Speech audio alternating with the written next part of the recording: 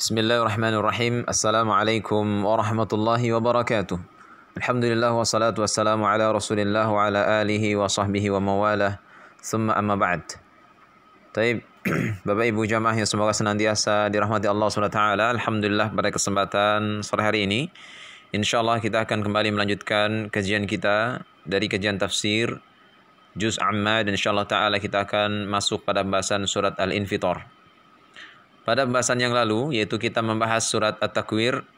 Di sana kita bahas bahasanya Rasulullah SAW pernah bersabda di dalam sebuah hadis yang diriwayatkan oleh Imam At-Tirmidzi tentang 3 surat, yaitu At-Takwir, Al-Infitar, dan Al-Insyiqaq. Di mana ketiga surat ini kesamaannya adalah membicarakan tentang dahsyatnya dan ngerinya hari kiamat, di mana Nabi SAW bersabda, "Man sarrahu ayyanzura ila yaumil qiyamati ka'annahu ra'yu 'ainin." Siapa yang ingin merasakan hari kiamat, melihat seperti melihat atau menyaksikan hari kiamat dengan mata kepala sendiri, hendaklah dia membaca falyaqra idza syamsu kuwirat wa idza samaa'u fatarat wa idza samaa'u syaqqat, yaitu surat idza syamsu kuwirat, surat At-Takwir, idza samaa'u fatarat, surat Al-Infitar, dan idza samaa'u syaqqat, surat Al-Insyiqaq. Ini hadis riwayat At-Tirmidzi di nomor 3333. Di dalam hadis yang lain, Rasulullah SAW juga menyebutkan tentang surat Al-Infitar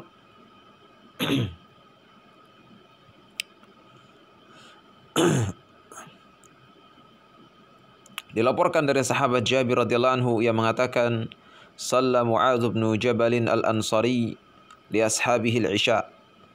Mu'adz bin Jabal Ansari itu pernah memimpin salat Isya. Fatawwala alaihim fansarafa rajulun minnah. Kemudian ada seorang di antara kami yang sengaja keluar dari jamaah. Fasalla fa ukhbira Mu'adz anhu.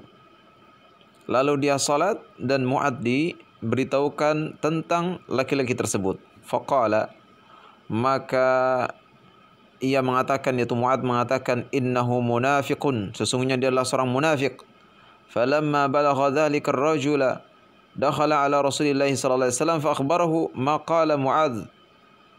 Maka ketika perkataan Mu'adz ini sampai kepada orang tersebut, ia pun mendatangi Rasulullah sallallahu alaihi wasallam dan memberitahukan apa yang dilakukan, apa yang dikatakan oleh Mu'adz. Faqala lahu an-nabiy sallallahu alaihi wasallam. Maka Nabi sallallahu alaihi wasallam bersabda kepada Mu'adz, "Aturidu an takuna fattanan ya Mu'adz?" Apakah engkau ingin menjadi seorang penebar fitnah wahai Mu'adz? "Idza amamta an-nasa faqra bisyamsi wa duhaha." Apabila engkau menjadi imam, bacalah surat Asy-Syams dan Ad-Duha, wasabbih isma rabbikal a'la, dan surat Al-A'la, waqra bismi rabbika, dan bacalah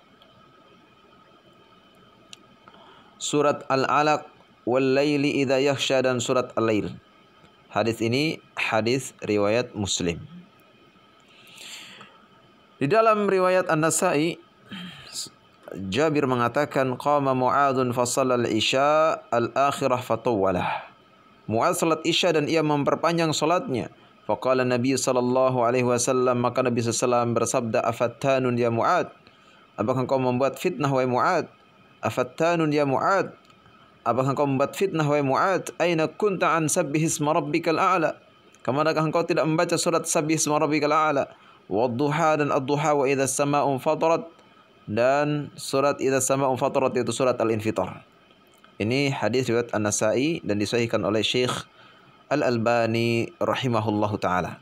Maka para ulama kemudian mereka bersepakat bahwasanya surat Al-Infitar ini adalah satu surat yang diturunkan sebelum beliau hijrah ke Madinah. Artinya surat Al-Infitar adalah surat Makkiyah, periode Mekah, ketika Rasulullah SAW masih berdakwah di Mekah sebelum hijrah ke Madinah. Maka perlu diketahui bahwa di antara ciri-ciri daripada surat Makkiyah itu adalah umumnya jumlah ayatnya sedikit, potongan-potongan ayatnya pendek, dan tema pembahasannya adalah tentang keimanan kepada akhirat, tentang pembahasan hari kiamat, tentang keimanan kepada Rasul sallallahu alaihi wasallam. Ini disebabkan kenapa? Karena sasaran dakwah ketika itu adalah orang-orang musyrikin Arab yang mereka mengingkari adanya hari kiamat dan mendustakan Rasulnya sallallahu alaihi wasallam. Surat Al-Infitar ini sedikit berbeda dengan surat At-Takwir. Kalau pada surat At-Takwir Allah Ta'ala benar-benar menyebutkan tentang bagaimana dahsyatnya hari kiamat. Allah Ta'ala sebutkan bagaimana runtutan ayatnya menggambarkan kengerian hari kiamat. 6 ayat pertama tentang kejadian sebelum tiupan sangkakala yang kedua. 6 ayat berikutnya tentang kejadian setelah tiupan sangkakala yang kedua. Adapun di dalam surat ini, yaitu surat Al-Infitar, Allah Ta'ala sebutkan sebagian dari kedahsyatan hari kiamat. Apa tujuannya? Tujuannya adalah sebagai pengantar, pendahuluan atau muqaddimah untuk mencela orang-orang kafir kepada Allah Ta'ala. Padahal mereka telah diberikan nikmat yang teramat besar oleh Allah Ta'ala. Nikmat yang berlimpah ruah. Dan untuk surat ini, surat Al-Infitar juga untuk mencela orang-orang yang tidak beriman kepada Allah Subhanahu wa Ta'ala terhadap hari berbangkit. Di ayat yang pertama, Allah Subhanahu wa Ta'ala berfirman, A'udzubillahi minasyaitonir rajim, idzas samaa'u fatarat, ketika apabila langit terbelah. Maka di ayat ini Allah Subhanahu wa Ta'ala memberitahukan kepada manusia bahwa satu ketika langit itu akan terbelah. Sehingga dengan terbelahnya langit, benda-benda luar angkasa akan masuk ke dalam muka bumi ini. Manusia semuanya tahu kalau langit ini adalah makhluk Allah yang sangat besar, yang selalu kita saksikan di siang dan malamnya. Di siang kita melihat awan dan matahari, di malam kita melihat indahnya rembulan dan bintang-bintang. Tidak ada makhluk yang lebih besar dan lebih luas dibandingkan dengan langit. Bahkan matahari sekalipun juga berada di langit, rembulan di langit, bintang-bintang yang berfungsi sebagai perhiasan langit ada di dalam langit. Karena itu langit ini termasuk makhluk yang paling besar yang kita saksikan di dunia ini. Dan ada makhluk yang lebih besar daripada itu. Allah Ta'ala ciptakan langit dengan penciptaan yang luar biasa. Allah Ta'ala gambarkan di dalam surat Az-Zariyat. Di ayat 47 Allah SWT berfirman, "Was-samaa'a banaynaha bi'aidi wa inna lamusi'un." Dan langit kami bangun. Langit itu dengan kekuasaan kami, dengan tangan kami, dan kami yang meluaskannya. Allah nyatakan bahwasanya Allah lah yang telah meluaskan langit tersebut. Karena itu penciptaan manusia lebih ringan daripada penciptaan langit. Karena manusia itu adalah makhluk yang teramat kecil dibandingkan dengan langit.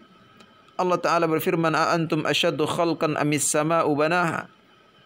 Dalam surat An-Nazi'at ayat 27, Allah menyindir tentang manusia ketika dibandingkan dengan langit. Apakah penciptaan kalian lebih hebat? A antum asyaddu khalqan amis sama'u banaha, ataukah langit yang telah dibangunnya? Allah Ta'ala tunjukkan bahwasanya Allah membangun langit dengan sesuatu yang luar biasa, tanpa tiang. Allah Ta'ala yang meninggikan langit tanpa tiang. Wa ilas sama'i kaifa rufi'at. Dan apakah mereka tidak melihat bagaimana langit ditinggikan? Khalaqas samawati bi ghairi amadin tarawnaha. Dialah Allah yang menciptakan langit bi ghairi amadin tarawnaha, tanpa tiang yang kamu melihatnya. Kemudian di dalam surat Al-Hajj ayat 65 Allah Ta'ala nyatakan, wa yumsikus samaa an taqa'a 'alal ardi illa bi idnih. Dan dialah Allah yang menahan langit jatuh ke bumi melainkan dengan izinnya. Maka sungguh sesuatu yang sangat menakjubkan makhluk langit ini, di mana makhluk langit ini adalah makhluk yang sangat besar, yang di dalamnya terdapat makhluk-makhluk yang besar pula. Langit berada di atas bumi, dan dia adalah payung atap bagi bumi ini, tetapi tidak ada tiang yang menopang hingga ke bumi. Langit yang luar biasa besar ini maka nanti kelak pada hari kiamat Allah Ta'ala akan rubah kondisinya. Allah akan robek dan Allah akan belah langit tersebut sehingga ya benda-benda luar angkasa pun masuk ke dalam bumi dan menghancurkan bumi. Dan di sisi lain Allah Ta'ala mengubah kondisi seluruh alam semesta ini sebagai pertanda bahwasanya akan ada satu kehidupan baru, akan ada suasana baru, yaitu kehidupan akhirat.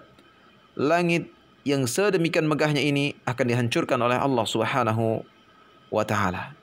Para ahli fisika mengatakan, wallahu ta'ala alam, bahwasanya antara bumi dengan planet-planet yang lain ada gaya gravitasi yang menghasilkan efek tarik-menarik.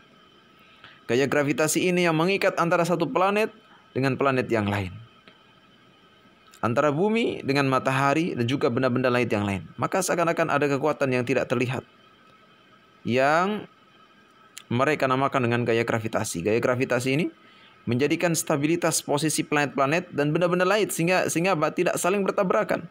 Mereka semuanya benda-benda langit ini, planet-planet ini berjalan sesuai dengan orbitnya. Sebagaimana yang Allah Ta'ala nyatakan dalam surat Fatir ayat 41, innallaha yumsikus samawati wal arda an tazula. Sesungguhnya Allah menahan langit dan bumi agar tidak melenceng. Al-Imam At-Tabari mengatakan li alla tazula min amakinihima, yaitu agar langit dan bumi tidak tergelincir dari tempatnya. Maka sebagian para ulama mengatakan bahwa di antara makna zawal adalah tergelincir, sehingga makna ayat tersebut adalah langit dan bumi senantiasa tetap pada orbitnya dan tidak bergeser. Kalau saja langit dan bumi itu bergeser, kalau saja langit dan bumi itu kemudian tergelincir, tidak ada yang bisa mengembalikannya kecuali Allah Subhanahu wa Ta'ala. Begitu pula seandainya satu buah bintang saja terlepas dari orbitnya, tidak ada yang bisa mengembalikan bintang tersebut ke garis orbitnya kecuali Allah Ta'ala. Karena itu orbit-orbit yang ada ini pada hari kiamat kelak ini akan dihilangkan oleh Allah Subhanahu wa Ta'ala, sehingga antara satu benda-benda langit dengan yang lainnya akan saling berbenturan, akan rusak dan hancur. Tentang keadaan langit Allah Ta'ala sebutkan di dalam ayat yang lain. Dalam surat Al-Insyiqaq ayat 1, idza sama'un syaqqat, ketika langit terbelah. Ini maknanya sama, idza sama'un fatarat, ketika langit terbelah. Bedanya insyiqaq dengan infitor. Kalau infitor itu adalah permulaan terbelahnya langit. Semakin lama langit benar-benar terbelah, itulah yang disebut dengan insyiqaq. Karena itu Ibnu Zaid mengatakan fa idza jaa yaumul qiyamah infatarat. Kalau tiba hari kiamat maka langit mengalami infitor. Summan syaqqat, kemudian insyiqaq. Summa jaa amrun akbar min dzalik inkashatat. Kemudian akan terjadi peristiwa yang lebih dahsyat, yang lebih besar daripada itu, yaitu mengalami inkashatat. Kemudian setelah langit terbelah, langit menjadi lemah, ya, yang mana sebelumnya Allah jadikan langit itu kokoh. Allah Ta'ala nyatakan wa banaina fawqakum sab'an shidada, kami bangun di atasmu 7 langit yang kokoh. Ini dalam surat An-Naba ayat 12. Namun ketika terjadi hari kiamat, langit terbelah, maka langit itu menjadi sangat lemah sehingga benda-benda luar angkasa masuk ke dalam bumi dan saling bertabrakan. Wan syaqqatis sama'u fahiya yawma idzi wahiyah, terbelahlah langit karena pada hari itu langit menjadi rapuh. Ini dalam surat Al-Haqqah ayat 16. Allah Ta'ala kemudian melakukan al-kasyat, yaitu melepas langit sebagaimana kulit yang dilepas dari seekor hewan. Setelah langit dilepas oleh Allah Ta'ala, kemudian Allah lipat langit tersebut. Yauma natwis sama'u katayyi sijilil kutub. Surat Al-Anbiya ayat 104. Ingatlah pada hari ketika langit kami gulung seperti lembaran-lembaran buku. Di ayat yang lain Allah Ta'ala berfirman, wa ma qadarullah haqqa qadrih. Dan mereka tidak melakukan Allah sebagaimana semestinya. Wal ardu jami'a qabdatuhu yaumal qiyamah, padahal bumi seluruhnya dalam genggaman Allah Ta'ala pada hari kiamat. Was samawati matwiyat biyamini,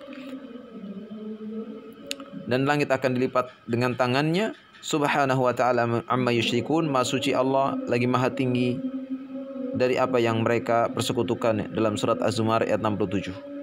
Ini yang bisa kami sampaikan, ya, tentang bagaimana, ya, kondisi-kondisi menjelang hari kiamat, tentang bagaimana kengerian kondisi hari kiamat, ya, yang mana sulit untuk dibayangkan karena ada guntur yang sangat keras, ada banjir, ada gempa, ada meteor yang jatuh, ada gunung yang diangkat, ada benda-benda langit yang masuk, ya. Sehingga benar-benar kondisi hari kiamat adalah kondisi yang sangat dahsyat dan kita berlindung kepada Allah Subhanahu wa taala. Nas'alullah taala as-salamata wal afiyah.